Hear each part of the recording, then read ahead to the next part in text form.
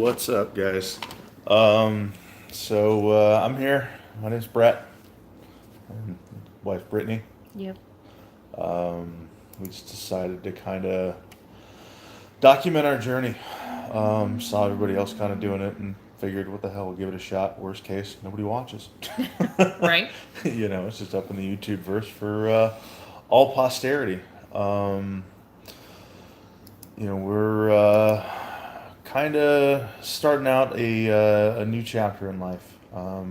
We're both got a lot of weight we want to lose. Yes. I'm 494 pounds. Just weighed myself about a half hour ago. It's what day is it? Sunday, July 29th, 2018. It's about 7 o'clock at night on a Sunday. So, Britt, what were you I at? was 266. 266. Almost 267. So yeah. we've come We've let ourselves go. We've kind of let ourselves go a little bit here, and we figured it's time for a change. He got diagnosed with type 2 diabetes, so that's kind of a thing too. That it's time for a lifestyle change. Yeah. The end of the day. Just getting tired of being tired. Yeah, tired of carrying all this extra weight. Yes. So our plan of attack. Brett has a food allergy. If Yes. y'all don't know, he has a gluten allergy. Well, it's a wheat allergy for sure. Yeah. We haven't gone diving too specific into it, but we did an elimination diet where we just cut all wheat out of our diet for a week, and magically all my symptoms went away. So Go figure. added wheat back in, and hey, it came right back. So he hasn't been officially diagnosed with celiac disease, but but he pretty much has it. Pretty sure it's there. At least a mild form. And I've kind of been reading up on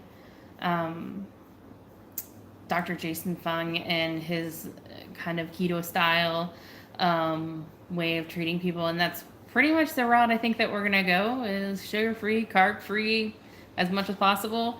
Yeah. I think that I haven't delved too hard into it, but that's pretty much how I've been cooking so far. So hopefully that really helps. He's a doctor that is based out of Toronto, and he's been curing people with type 2 diabetes.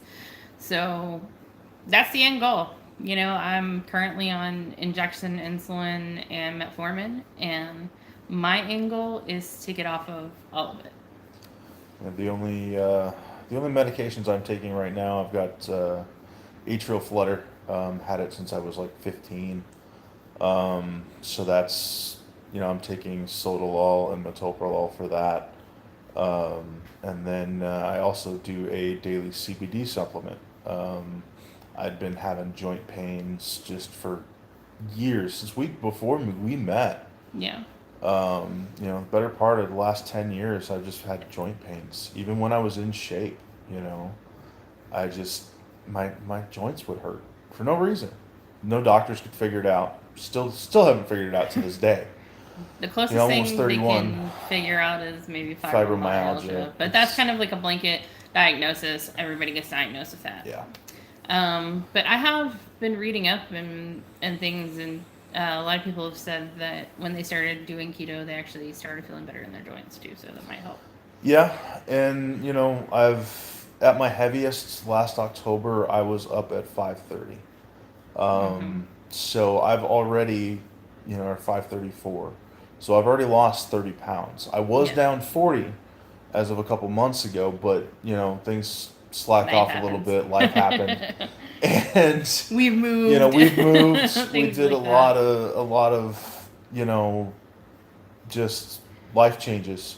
I mean, pretty much what's been going on up until now is that we've pretty much been dancing around the idea of dieting, and been dancing around, oh, we need to work out and all of that. We haven't really been serious about it. Right. And doing this kind of like vlogging and journaling, we're hoping that it kind of makes us a little More more accountable. And not only are we like being accountable to ourselves, but now we hopefully will have an audience to be accountable to to, too. you know, And hopefully somebody sees us and says, "Hey, those are two fairly normal people." Which Right. anybody who knows us knows that's not true. But two regular people, how about that? Who are gonna go out and change their lifestyles, and if they can do it, so can I. Yeah. We'll address kind of the elephant in the room, the nice Oh gnarly bruise yeah, there. I don't that's. beat her. That's from a blood draw. I used to have one on this arm too, but it's Yeah. gone now, thankfully. But yeah, no, that's what happens every time I get blood drawn. Fun. Yeah. So, no, I've got to get back into the doctor, get my updated numbers. But the last time I was in there, all my levels looked great. The only thing that was low was my vitamin D levels, which isn't a surprise because A, I'm a redhead, Ginger. and B, I work inside. Ginger. So, I don't get out in the sun much. But what we've started doing since we got into our new place, we've got a really nice pool down here. Yep. We've started going out and going swimming in the pool, at least once a week, and then we'll just, in the afternoon, so getting some sun, Yeah. creating that natural vitamin D, trying to get off the 50,000 units of vitamin D they had me on. Yeah. So got to get back and get that checked, but. Overall, we're starting to get there. We're getting the health thing figured out. Getting the joint problems fixed. For me, the joint pains was a big thing. And Brittany came to me one day and said, "Hey, check this website out. This is gonna sound real super." Everybody's gonna say, "Oh, this is just for an MLM." You know what? No, take the MLM fact out of it. I hate multi-level marketing schemes. Absolutely hate them with a passion. So, how many friends have tried to get us to do MLM stuff? Oh my God. At least I can count on my toes and fingers and, limbs. How many friends have tried to get us to do MLM things? Everything, and we've always said no.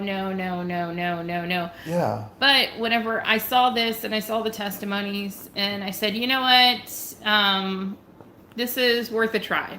It's worth you not being in pain anymore, Right. and it's worth a try. Absolutely.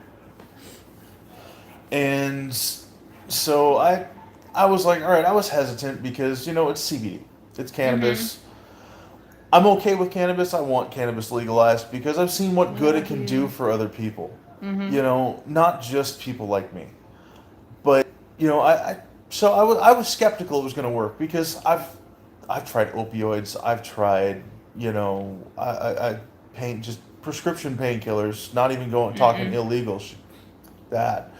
But just like Tramadol was the last one I tried. I took one Vicodin. And the withdrawals almost sent me into the mental hospital. Yeah, it was bad. It was not good. So we don't do that anymore. We don't mess with prescription narcotics anymore. Those are gone.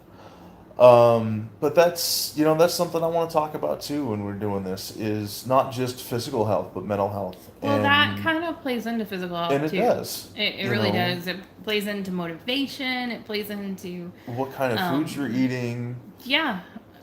Because you got anybody that's been through depression knows they've got their comfort foods, and comfort foods are usually just shitty foods. There's no two ways about it. Yeah. Sorry for the curse word there, but it's real life, folks.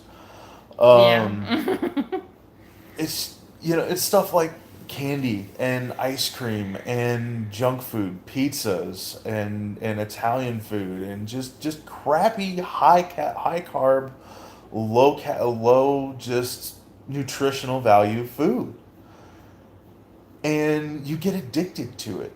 Absolutely. And that's I think a lot of people's problems is you get addicted to this food, and you get addicted to the feeling. It's like a drug. Oh yeah, because all of those foods turn into sugar in your bloodstream, and they have had multiple studies that prove that sugar has the same effect as cocaine. So that should say something. That says a lot. And as a country as a whole, we're addicted to sugar. Absolutely. I know I was, and I know still am. I still am.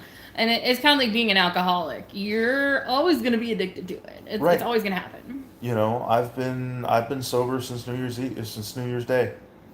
My last drink was on New Year's Eve last year, and that's because I lost it. I realized that I have an addiction. It confirmed the fact that I didn't want to drink anymore. Yeah.